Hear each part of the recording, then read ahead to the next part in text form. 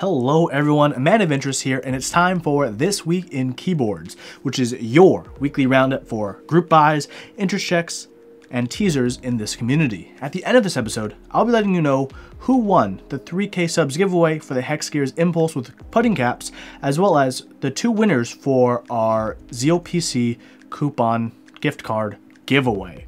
Sorry for the late upload, by the way. Life's been pretty busy, but I'm slowly getting back on track for video releases.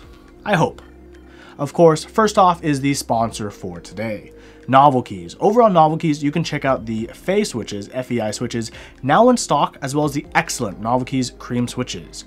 Check out these awesome switches as well as many others through the link in the description. Use this month's promo code SWITCHES for 5% off your order. Thanks, Mike. Now, let's get on with the news. Starting this week is the set that many have been looking forward to, GMK Lime, a set designed by King ST and currently running over on Kono.store.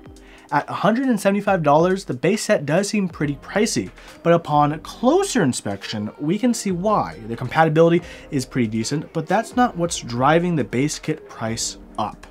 It's the inclusion of those double shot novelties. I think that's probably the most controversial part of the kit for GMK Lime. With some historical examples, we could look at Red Samurai. It looks like typically one half of participants in group buys buy the novelties. If you look at GMK Serica, it's a bit more than half. I'm actually in the camp that normally doesn't buy novelties, so this is an interesting set to consider and look at from that perspective. Are the inclusion of novelties for the price bump a make it or break it for you if you're considering this set? The set will be running until April 25th with an estimated delivery in August. Still on Kono's store, we move on to our next topic, the Kira Stealth. Teased at the Bay Area Mechanical Keyboard Meetup back in November, the Kira Stealth is the all-aluminum case version of the Kira. Without those loud R's, G's, and B's from below, it'll be stealth before it's being caught up by that price tag. $270 if you're picking up this keyboard without switches, $299 otherwise.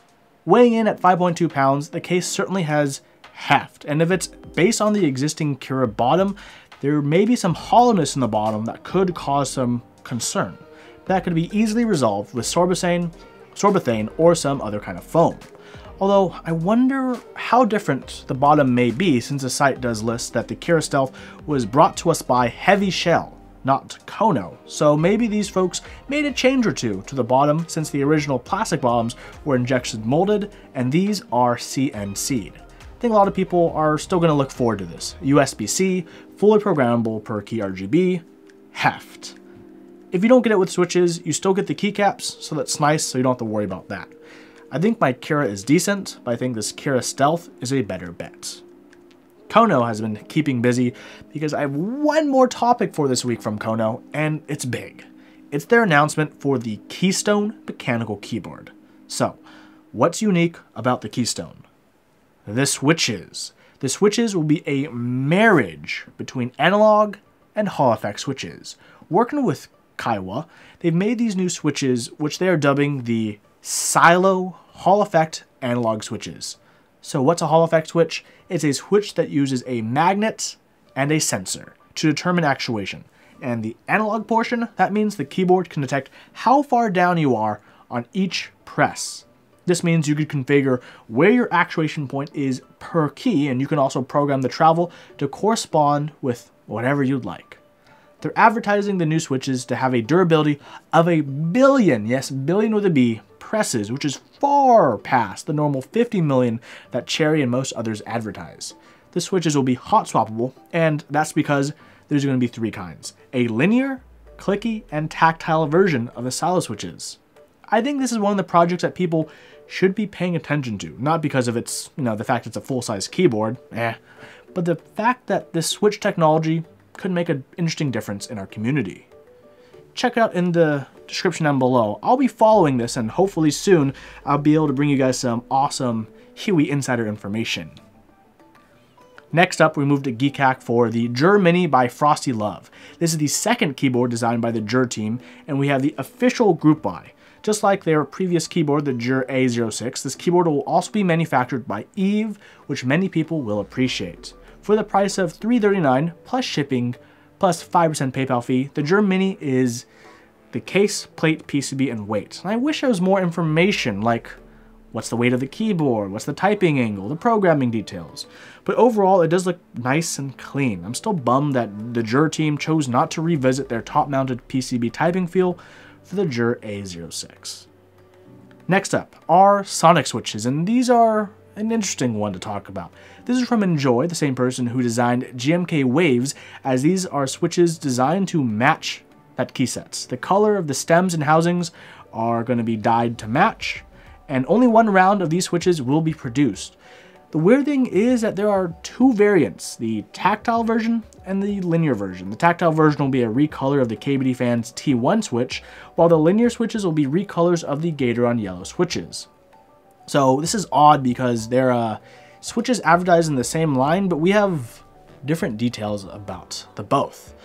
The MOQ for the tactile version is $25,000, with each switch costing approximately 55 cents, while the linear ones have an MOQ, of $20,000 and TBD on the price. These days, recolored switches do seem to be pretty popular, so this is a continuation of that trend, which also takes advantage of the hype that many people have around the GMK Waves set. So, are you into color swapped switches, or do you not care about them? Let me know what you think. Next up is GMK Skiidata over at the Key Company. For $129, you're getting a decently supported base kit with what looks like to be enough support for what most people would want. Skiidata is a pretty classic set that began its life on the classic Skiidata board that was manufactured by GMK between 1995 and 2000. With an alluring orange on charcoal, the set and keyboard has found many fans and still continues to find love to this day, as evidenced by this group buy. The price of the base set is decently priced, but the all-orange mods with that blue accent, it feels quite out of place at $120. None of the other sets seem ridiculously crazy though, which is fine. The group buy will be running until August 9th, with shipping running until April 9th, and the shipping will be expected in August. Our next topic is the Primus, which is posted by iLouisX07 on behalf of Thesis Camper. This is a 75% keyboard with an arrow blocker and separated F keys. The plate is sandwiched with at least one gasket, since the board is described as a gasket mount. The PCB will feature a Type-C connector, and the typing angle will be 8 degrees. Something interesting, and maybe a bit old school, is MOQs for different colors. By default, we have silver and black, with 3 other unknown colors releasing at 100, 150, and 200 MOQ. The PCB will be designed by Utsi, which means that, at least if we go by historical precedent, it will be programmed via bootmapper clients. Not the most popular option, but one that works well enough for the general person. There's still a lot of information that we need, but I think what we have based so far is pretty decent. It's a nice looking board. I like that weight accent on the bottom. I like how the top overhangs on front of the keyboard, or the back of the keyboard. I think this keyboard is going to be quite the looker when it releases. Last in the news, we have GMK/SA Sunday Morning by Abic13. This colorway was inspired by the album Songs About Jane by Maroon 5, which is definitely, it features quite a bit of the colors in that album art.